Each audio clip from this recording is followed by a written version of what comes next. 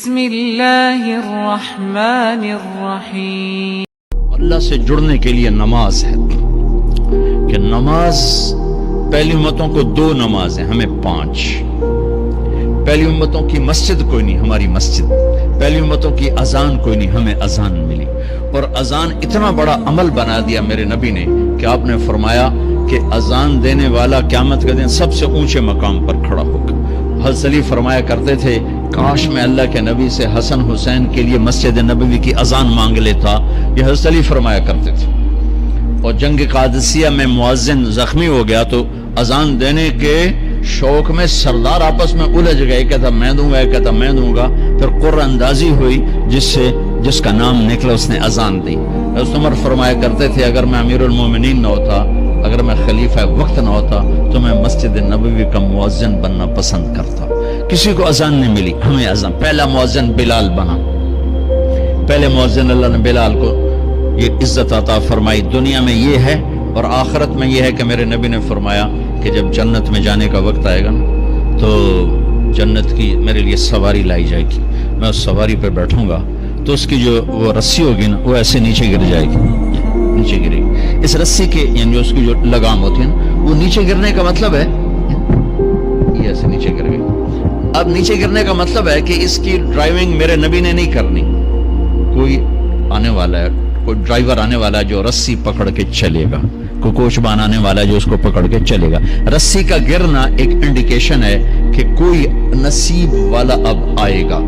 جب آپ کی سواری کھڑی ہوگی رسی نیچے ہے تو اب سب کی گردن ایسے ہوں گی، کون؟ سب قیاس کر رہے کون کون کون؟ اللہ کی طرف سے اعلان ہوگا بلال کو بلایا جائے، بلال بلال۔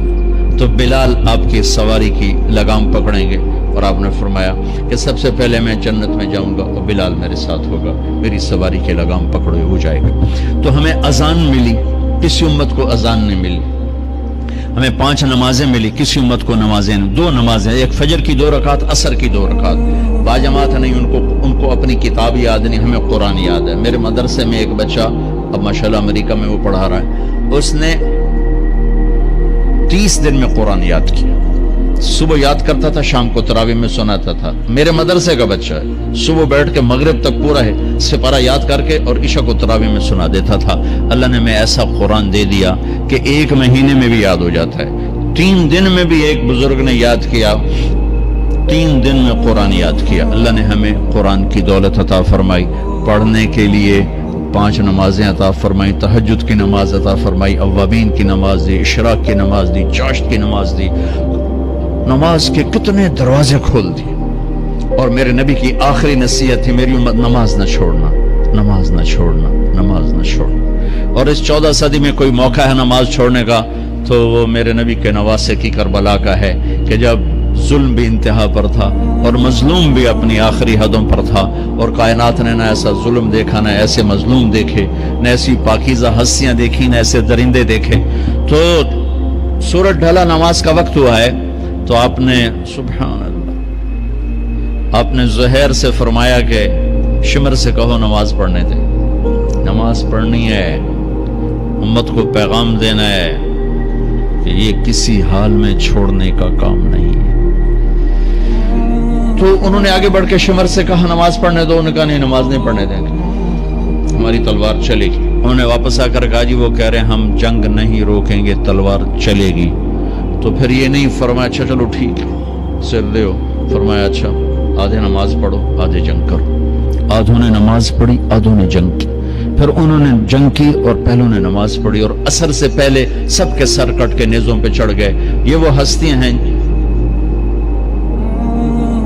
جن کو میرے نبی نے کہا میری آنکھوں کی ٹھنڈک حسن حسین، میرے جگر کے ٹکڑے، میرے جنت کے پھول، پتہ نہیں کیا کیا تشبیہات دی ہیں میرے نبی نے۔ اب جنت کے نوجوانوں کے سردار حسن اور حسین۔ اور پھر نماز نہیں چھوڑی۔ ان کو جنت کی بشارت تو ماں کے دودھ پیتے مل گئی تھی، کربلا کی وجہ سے نہیں ملی سرداری ان کو، وہ تو ان کے سر کا صحرا ہے الگ۔ ان کو سرداری جنت کے ملی ماں کا دودھ پیتے ہوئے کہ جنت کے نوجوانوں کے سردار ہیں حسن اور حسین۔ نماز نہیں چھوڑی میرے عزیزو، نماز نہ چھوڑو۔ اللہ کا شکر ہے میں آپ بچوں کو دیکھ کے مجھے اپنا کالج کا دور یاد آ رہا ہے. ہمارے دور میں ایک نعیم الدین صاحب گورنمنٹ کالج لاہور میں تبلیغ کا کام کرتے تھے اور وہ اکیلے ہی نماز پڑھتے تھے, کوئی نمازی نہیں ہوتا تھا اور کسی لڑکے کی داڑھی نہیں تھی, کسی لڑکے سوا سے ایک نعیم الدین کی. اب ہر کالج میں جائے داڑھیوں والے بچے نظر آتے ہیں, ٹوپیوں والے بچے نظر آتے ہیں, کوئی لڑکی کے سر پہ دوپٹہ نہیں ہوتا تھا, کوئی ایجوکیشن تھی. اب لمز جیسی یونیورسٹی میں بھی لڑکیاں پورے برقعے میں ہوتی ہیں, حجاب میں ہوتی ہیں, نقاب میں ہوتی ہیں. جہاں برائی کا گراف اوپر گیا تو نیکی کا بھی اوپر گیا, جہاں برائی کا لیول اگر بڑھا ہے تو نیکی کا لیول بھی بڑا ہے. اتنا بڑا میری نسل کا مجمع اللہ کی بات سن رہا ہے. یہ اس دور میں کوئی